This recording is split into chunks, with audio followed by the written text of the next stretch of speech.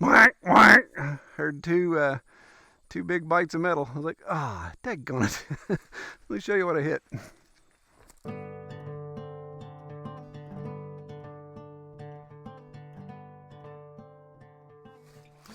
Well, so we're continuing on with our mobile chicken coop build. I'm going to link to a playlist here. Yeah, here.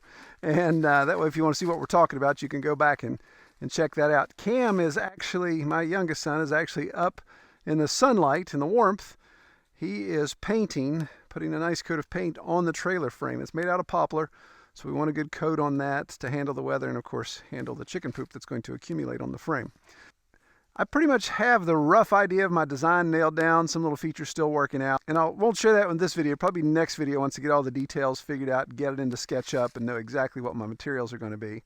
But I do know I'm going to need some more lumber from the mill. So we're going to go ahead and work in an area that we've been wanting to thin out a little bit. This is our road. This is where our corduroy road was. Those of you guys that follow the channel know this is an area that needs to be cleared out and dried up a little bit. So I've got decent little poplar back here. It's got some fence in it. We're going to cut it a little high and hopefully get away from the metal. But I think we've got 2 or 3 good logs in that tree. So I have this decent little poplar here. It's probably maybe 14 inches in diameter. Nothing huge. It's got some woven wire that runs up against it. It's not actually attached to it. But you know how that goes. When fence is even remotely close, somehow there always ends up being metal in it. So we're going to mill a little high on that. We're going to cut it. We're going to drop it. Actually, drop it toward the mill. We're still 100 yards from the mill, so we're not going to hit it. But we're going to at least get it pointed in the right direction. First, we're going to get this woven wire out of the way so we can make a cut without sticking my saw in it. I think I can break it off here. There we go.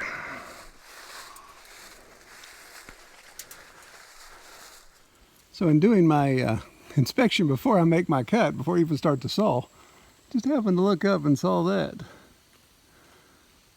Keep panning, Troy. There's another poplar snagged on that one.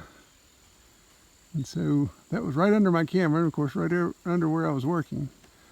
So unfortunately we didn't make a cut here. So we're going to put that little guy on the ground first to get him out of the way.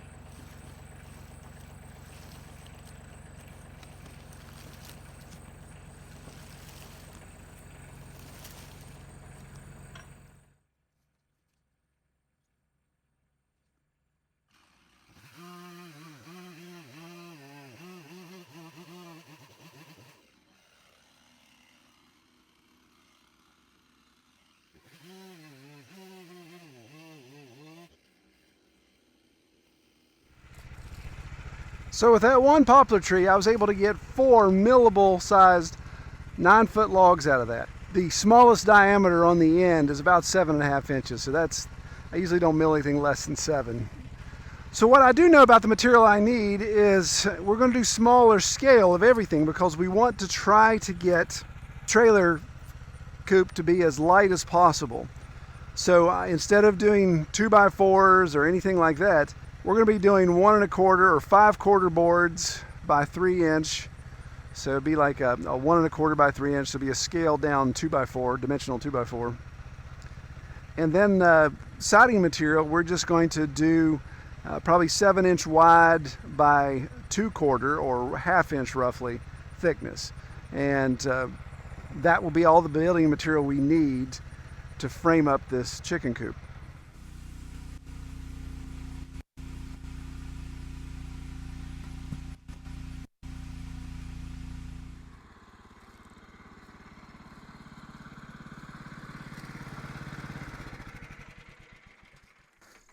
I know some of you probably yelling at the TV, "Hey dummy, aren't you gonna cut the butt off of that since it was a near fence?"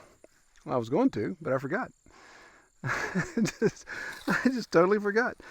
Laying all that out, milling it, putting it together, enjoying a beautiful day, watching the piglets play on the hill. Whack, whack. Heard two big bites of metal. I was like, daggone it. Let me show you what I hit. Right here where I cut the dang tree down, just an inch in. 2 pieces of wire there, and then 2 more pieces right here. And that's not I'd bet my lunch money that's not a dig out and keep going, and that's just a nail. I think those are fence wires going straight through. So that most likely goes completely through the log. And of course here's the bad thing is I made 2 cuts before I even realized it. I didn't hear the first one. Oh well, that blade was actually an old blade. I was going to square the log and then put a new blade on because that one had been used for a while. So it's definitely been used now. So now we need to shorten our log.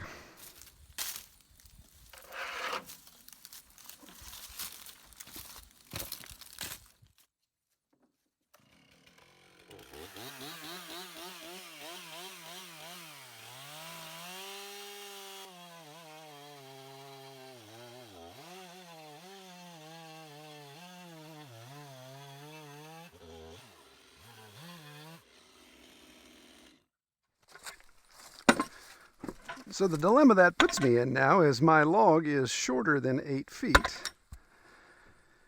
So it is not long enough to be locked in between my 2 log dogs. So I'll have to add an extra board here to combat that. One of these days we're going to add an extra dog in the middle so we can do shorter stuff, but just haven't made it to that yet. I keep these cutoff boards here right behind the mill just for this reason, because they can become sacrificial. So I'm just going to drop that down in there like so. Latahoosie.